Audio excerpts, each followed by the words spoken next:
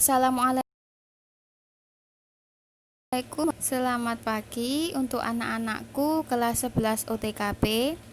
Pagi ini kita ada pertemuan mata pelajaran otomatisasi tata kelola sarana dan prasarana.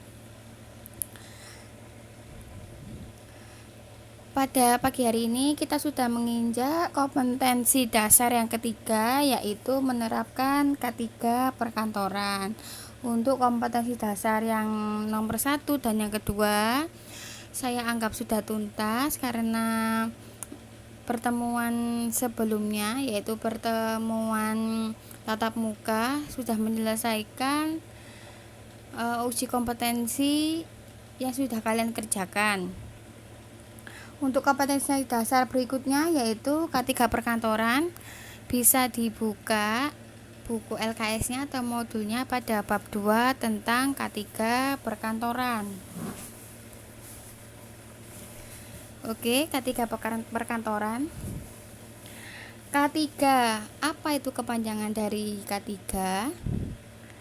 K yang pertama yaitu keamanan, K yang kedua yaitu keselamatan, dan yang ketiga kesehatan kerja. Jadi K3 itu mencakup keamanan, keselamatan, dan kesehatan kerja perkantoran. K3 merupakan suatu upaya yang dilakukan untuk memastikan keutuhan dan kesempurnaan jasmani dan rohani tenaga kerja untuk menuju masyarakat yang adil dan makmur. K3 itu sendiri sudah diatur dalam Undang-Undang Nomor 13 Tahun 2013 tentang Ketenagakerjaan, paragraf 5 tentang keselamatan dan kesehatan kerja pada pasal 86 ayat 1 yang berbunyi, setiap pekerja atau buruh yang mempunyai hak untuk memperoleh perlindungan atas keselamatan dan kesehatan kerja. Pasal 86 ayat 2 yang berbunyi, untuk melindungi keselamatan pekerja atau buruh guna mewujudkan produktivitas kerja yang optimal, diselenggarakan upaya keselamatan dan kesehatan kerja.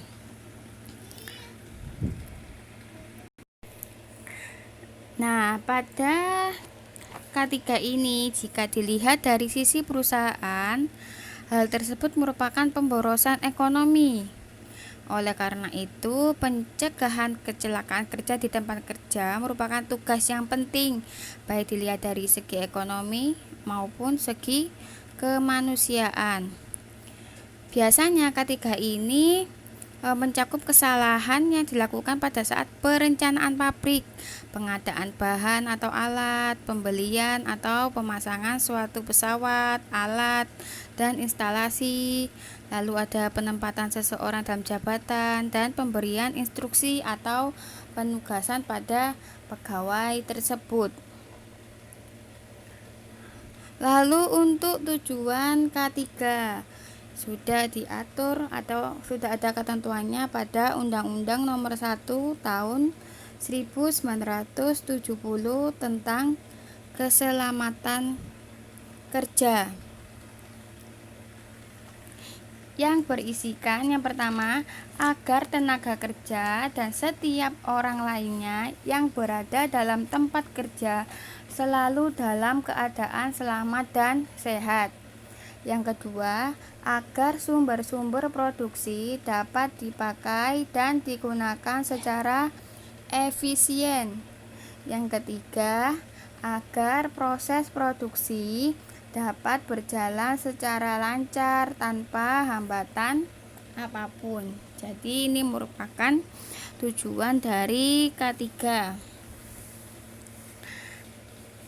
Jika disimpulkan dari definisi dan tujuan K3, K3 ini merupakan usaha keselamatan dan kesehatan kerja dengan melakukan pencegahan dan penanggulangan kecelakaan di tempat kerja untuk kesejahteraan hidup dan meningkatkan produksi serta produktivitas nasional.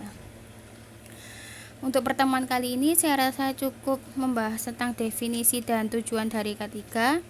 Mungkin ada pertanyaan bisa ditanyakan pada kolom komentar atau WA saya atau pada saat pertemuan tatap muka berikutnya.